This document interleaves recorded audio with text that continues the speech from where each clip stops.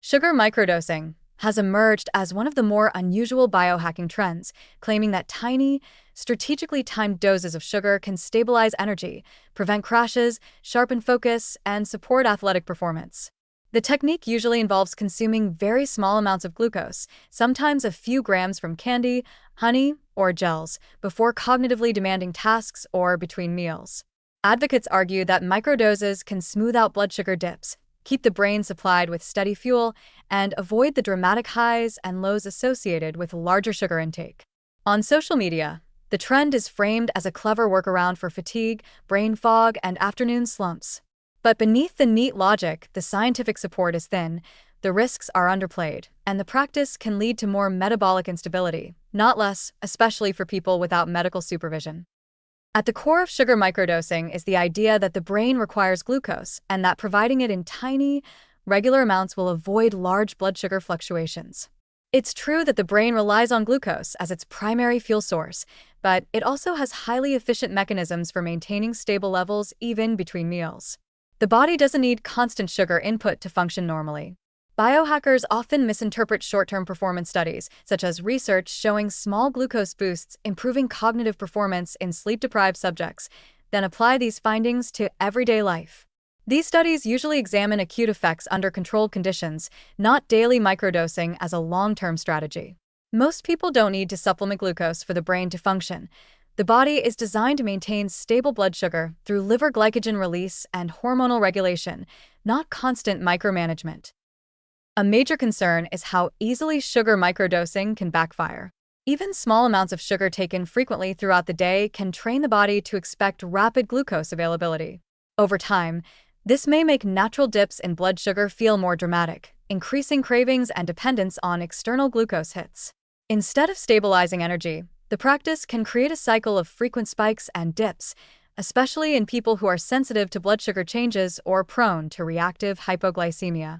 For individuals with prediabetes, insulin resistance, POS, or a family history of metabolic issues, microdosing may push the body toward even poor glucose regulation.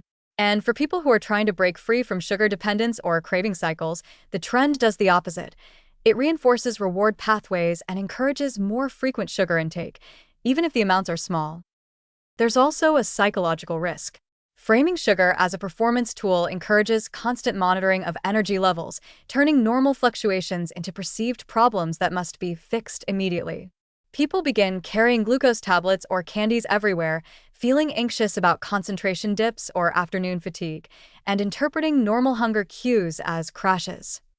This can escalate into rigid habits where individuals rely on sugar to maintain productivity rather than addressing underlying issues like poor sleep, long meal gaps, unmanaged stress, insufficient protein, or dehydration. Instead of improving metabolic awareness, microdosing can heighten health anxiety and reinforce an unhealthy relationship with sugar. From a gut health perspective, frequent small sugar hits can also be problematic. Even though each dose is tiny, the repeated exposure may feed symptom patterns in people with IBS, SIBO, or dysbiosis. Microdosing often bypasses normal meal structure, giving the digestive system sporadic fuel that may worsen bloating or discomfort over time. For teeth, too, the pattern is harmful. Frequent sugar exposure, no matter how small, raises the risk of cavities far more than eating the same amount of sugar in a single sitting. Nutritionists also hesitate to endorse sugar microdosing because it encourages focusing on a narrow metric, moment-to-moment glucose levels, rather than foundational eating patterns that support stable energy naturally. Balanced meals with adequate protein, fiber, fat, and complex carbohydrates create far more reliable blood sugar curves than constantly topping up with glucose.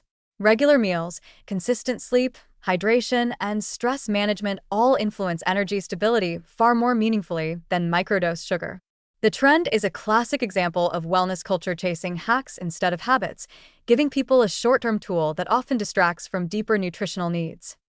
Even athletes, who sometimes use carbohydrate timing strategies, typically work with structured plans based on training intensity, glycogen depletion, and sport-specific performance, not random microdoses throughout the day. Applying athletic fueling strategies to everyday life introduces risks without providing the performance benefits these approaches are designed for.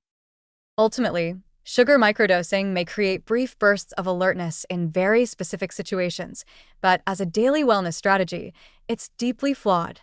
The body is not a machine that requires constant glucose tweaking, and normal energy fluctuations are not metabolic failures.